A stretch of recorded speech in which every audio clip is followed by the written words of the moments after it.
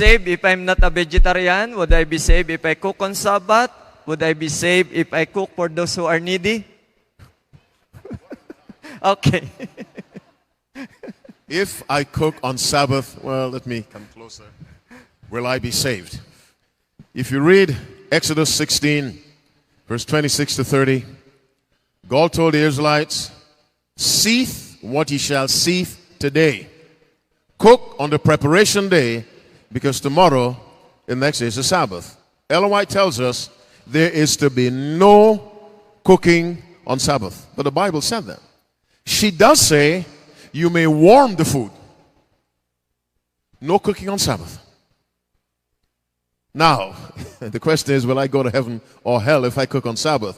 People are lost for disobeying God. We are lost for disobeying God.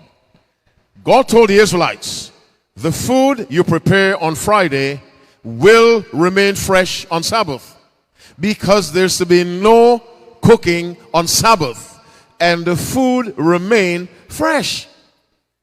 God is the same. Can he keep your food fresh on Sabbath if you're cooking on Friday? Yes.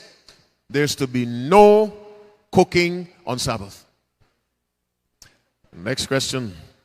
How about being vegetarian? Would I be saved if I'm not a vegetarian?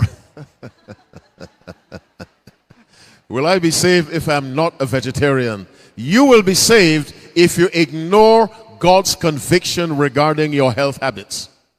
If God has given you light that meat is harmful, you continue to eat it, you have condemned yourself. Are you with me? Here's what John 3:19 says. And this is the condemnation, that light is come into the world. Now, has the world received light regarding diet? Yes or no? Yes. You talk to any medical association, the Heart Association, the Cancer Association, in their recommendations for diet, they tell you either cut out meat or reduce it drastically, because meat was not originally God's plan for us. Genesis 1:29, and God said, "Behold, I have given you every herb bearing seed which is upon the face of all the earth, and every tree in the which is the fruit of a tree yielding seed, to you it shall be for meat.